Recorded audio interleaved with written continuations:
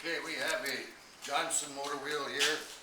The year is a little difficult, although they started in about 1914, and I think the patent dates back in South Bend, Indiana was 1919, I believe.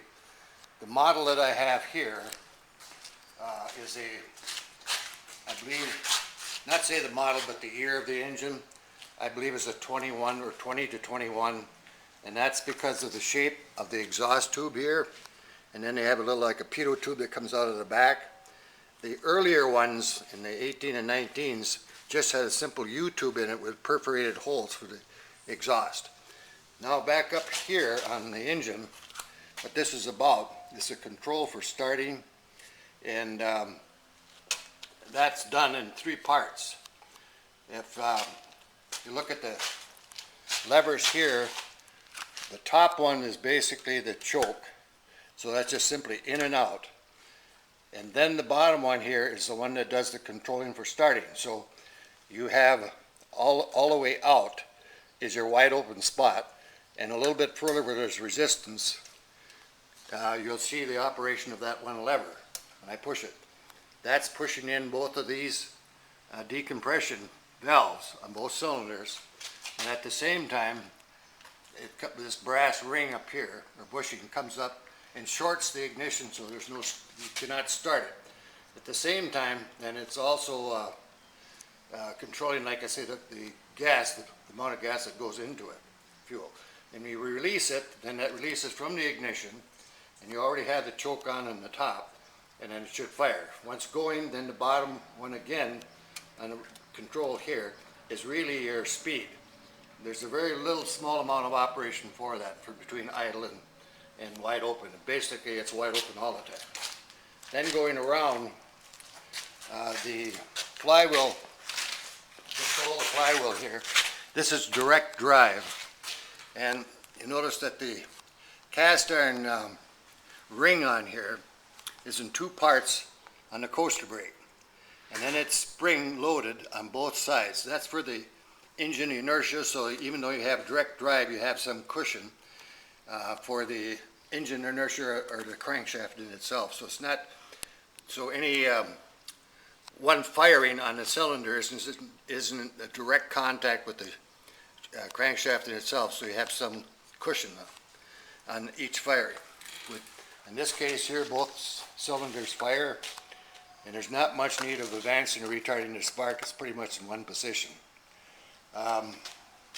It is made in South Bend, Indiana, and being this model here is a 20, I believe a 2021.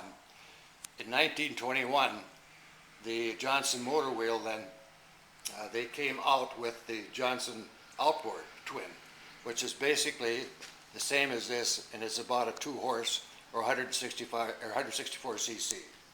It has a lighting coil in it, the 6-volt, and that all works with this. Basically, they're called a teacup light, although this isn't original to the bike, nor is the badge. The badge was I had made.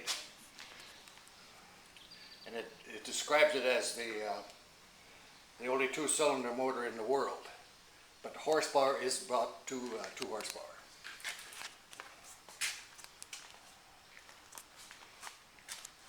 Now what I can do is try to start it.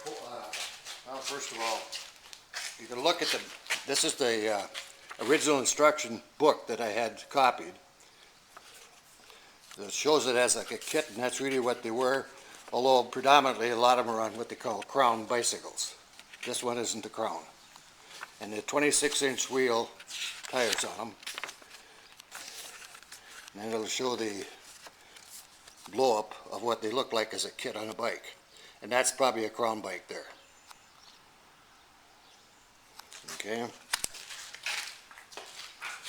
Now we'll try to start it.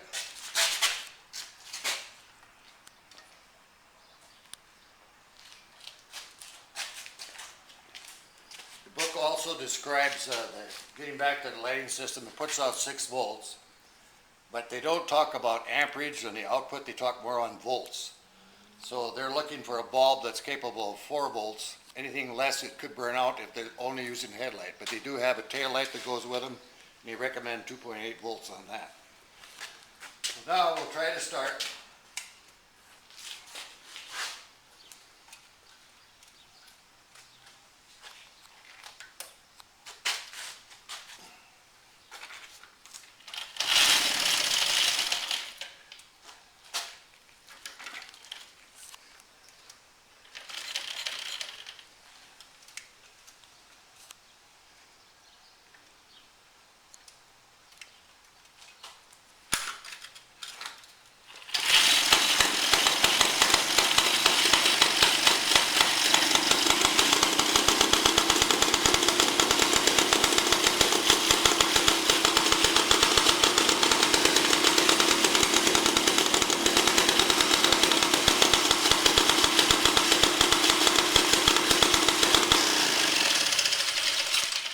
Works.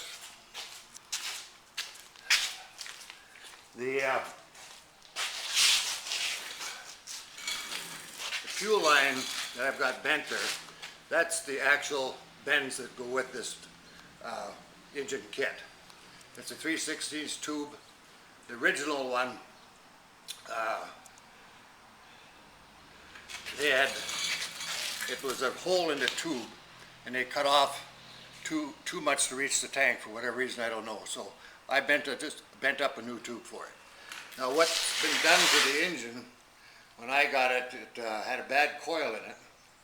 So luckily enough, it's the 2-horse 1920 Johnson outboard is basically the same coil. There's some little changes, but it will fit and works in the Johnson motor wheel.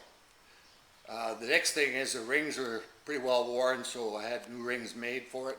That brings back the compression, and it's roughly about 55 pounds PSI on both jugs.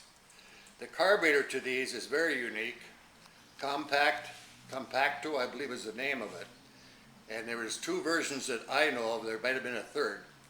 And one of them is the engine that was used in the UK or England was a economic is what they called it. So that carb was a little bit different than the one here. And that's pretty much it.